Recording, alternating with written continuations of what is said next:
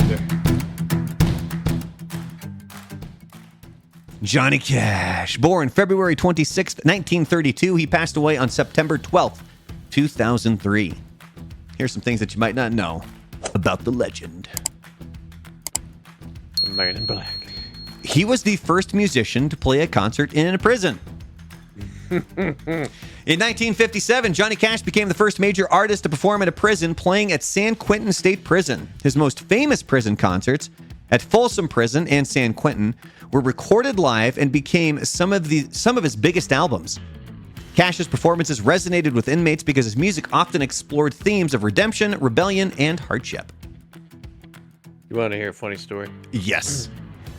So I have a friend, and if he ever found out that I was talking about this, he would freaking hate me for it. But Call him out by name. no, I'm not gonna come up with him. Okay. But he used to. He was, I wouldn't say obsessed with Johnny Cash, but he was pretty close to being obsessed with Johnny Cash. And this was a couple years after the movie had come out. And he would always, talk about, Johnny Cash and quote that movie. But when we would go out and drink, when he would get drunk, he would act like Johnny Cash. And at first it was kind of funny. It was, yeah, look at you, you're doing. But then after a while it became this like, oh man, you're getting a little weird with that, because he would just walk around and try to act as if he was Johnny Cash. Like he would try to grab a microphone and start singing as Johnny Cash. That's singing weird. The songs, or he would hit on women and go, "Hey, is your name June?" And it just got really freaking weird. It's like even Halloween, he dressed as Johnny Cash, and it was one of those things where I was like, dude, am I gonna have to sit down with you and have a conversation to tell you that you're not Johnny Cash, dude? Because you're maybe getting he started to think he was. With this. I honestly do. I honestly think that was an escape for him to be that guy, but it kind of got wild for a minute there. Well, I mean, it could have been an identity thing, man. Maybe he wasn't confident in who he was, so he was looking for, I'm pretty sure you're hitting the head right on the nail there, Chief. Ding, ding, ding, ding, ding. All right. But it was weird. Did you know Johnny Cash was almost killed by an ostrich? That, not necessarily the exact ostrich. Oh, you son of a beach. In the early 1980s, Cash kept exotic animals on his property in Tennessee, including a pet ostrich.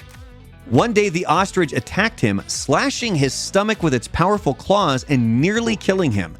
Cash survived, but had to be hospitalized, and the incident later became part of his legendary Wild Stories.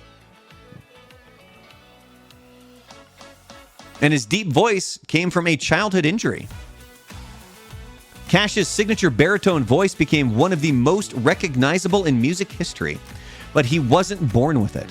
As a child, he suffered a severe throat injury when he was accidentally impaled by a wire while working on the family farm. The injury permanently deepened his voice, giving him the gravelly tone that made him a country legend. That wasn't in the movie. Hello, I'm Johnny Cash. He once started a forest fire and was sued by the government. In 1965, while camping in the Los Padres National Forest, California, Cash's truck caught fire. The flames spread quickly, destroying over 500 acres of land and killing dozens of endangered condors. The U.S. government sued him for $120,000 in damages, but Cash reportedly showed no remorse, saying, quote, "I don't care about your damn yellow buzzards." Is it really his fault, though, if his truck catches fire? I mean, I don't know, but he ultimately settled for $82,000, one of the largest fines for an individual caused wildfire at the time. Huh. There's got to be more to that story. Like he was dumping gas on his car and lit it. All right, well, here we go then. Frank, next episode. I get to find out if he set his car on fire. You look it up. You have a week to look it up. Give us more details on the infamous Johnny Cash forest fire. This is how you get homework on the show. Jesus. And finally, his final music video, Hurt, almost didn't happen. Did I download an AI picture? Did you? Can't really tell. No, but it looks like they touched it up. But there's something going on there. Yeah, that's not actually. Yeah, it looks like it was touched up a little bit. Well, his haunting cover of Nine Inch Nails' "Hurt" became one of the most powerful and emotional music videos ever made. He was frail and in poor health at the time, and his family wasn't sure if he should record it.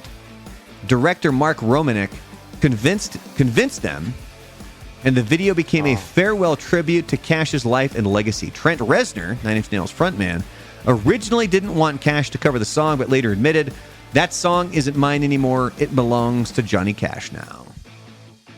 So I have your story as to how the forest fire started. Well, are we going to source this, or are you just going to read something randomly off the internet? No, it's actually there's 3 or 4 or 5 different sources that have the same story. All from weird websites. It wasn't a truck. Well, I should say it was a truck. It was one of those camper trucks, and it got stuck. And when he was trying to get it unstuck, he gunned the accelerator, which I guess caused sparks to shoot from his camper, which landed on the dry material that was around, which, as we all know, with California, everything is dry there, and that's what started the forest fire. Well, there you go, ladies and gentlemen. Make sure you like and subscribe for more details from Frank. There you go. So technically, on some level, he did kind of start it. Yeah, he kind of pushed it a little bit there.